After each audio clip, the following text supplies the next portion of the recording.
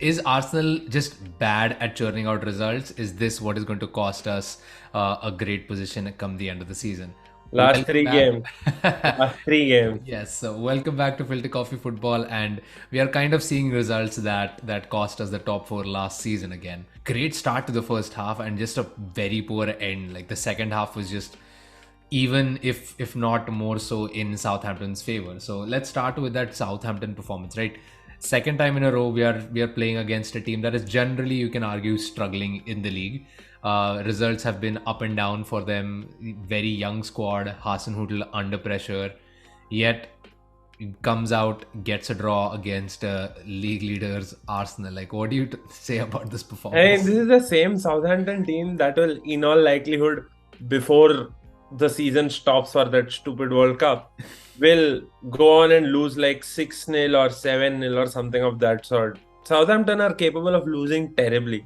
Like their 9-0 loss comes to the fore. So this is a team that does not have a spine, basically, but somehow manages to survive. And come Arsenal, they suddenly turn up. And I think this was a game of more about Arsenal not doing what was required to do rather than Southampton just being devil killers or whatever. I mean, Yeah, giant killers or giant whatever. killer.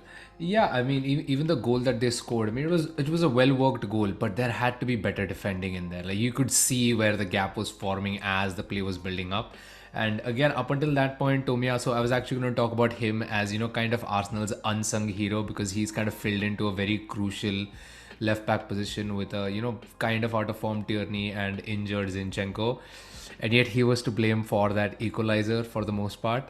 So it was a very soft goal to concede as well. And of course, in the first half, we can talk about the bad refereeing in a bit, but you're just missing the chances, right? And Totally, totally. Southampton injuries of their own, they were missing a couple of crucial players, and yet going away with a point and leaving us only 2 points away from Manchester City, who keep looking better and better as each game week goes on. Before we jump into that Arsenal performance, what do you have to say about Southampton? Where do you see them finishing this season? Somewhere between 14 to 18. Somewhere between that. I don't see Southampton going above 14th place or 13th place. It was a very mixed performance for me from them as well, but they have a good squad. I like the youth that they have. I'm just trying to look up the young player that did come on, Edozie, the 19-year-old, and he actually had a really great impact on the game. Very good on the ball, good with passing, really helped build up that Southampton attack. So I think they have good youth in there, but they're just, like you said, it's the squad is just built really weird. It doesn't have the right kind of constituents in there, and yeah, that's basically, like you said, it's a bottom half of the table team. Last season, apparently, they said this before the match started. Arsenal were the only team in the top six that lost 5 matches to bottom half teams. Right. Everybody else lost a combined three. That So exactly the point, right? Exactly where we struggle. Definitely area to improve. So let's talk about that Arsenal performance. Like, where did we have to improve? For me, it was the first half. I mean, obviously a penalty that should have been given. I cannot understand why it was not given, the foul on Jesus. Whoever knows me, like even by the off chance, knows my distaste for English Premier League referees. And today was an exhibition and disaster class. I think the Referees Association, the PGMOL, needs to be dissolved. I'll leave it at that. That's my closer for referees. I don't want to spend another second. I agree, and there are some controversial decisions even in the United Chelsea game that they were talking about. Even Manchester City, I think, got away, like weren't awarded a penalty that they probably should have had, even though they eventually won the game. So it's not just Arsenal at this point. It's like every game it's just really poor quality in refereeing. And Arsenal, to top it off, did not finish their chances. Gabriel Jesus hasn't scored since the 1st of October again. I think 1st or 2nd of October versus Spurs. He needs to be scoring goals. One. Two, he needs to be scoring goals because he's a striker.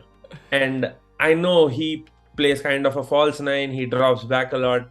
But I think we have got that covered with Odegaard being more than capable enough to do all of that. I understand why that game works, but sometimes you just have to be up top to finish those chances, to take those half chances. And maybe take more shots on goal. We were trying to be too cute with our passing, while Southampton clearly blocked off any kind of attacking threat that we had.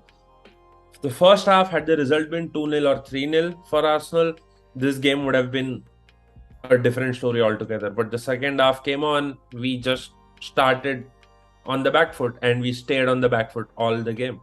Yeah, and like you said about Jesus, I don't know if there is like a bit of a confidence issue there as well, because he had that incredible pass from Odegaard that really set him on, and it felt like he kind of just lost steam. The shot was very tame, really allowed the defender to come in from behind him and get a good tackle in to block the shot as well. And I was convinced that that had to be a shot on target at the Yes, bare minimum, me if too. not a goal. Me too. And I was just surprised at how poorly he received. I mean, I can genuinely guarantee you that Martinelli or Saka would have probably taken that ball Buried on it. a lot better than Jesus did.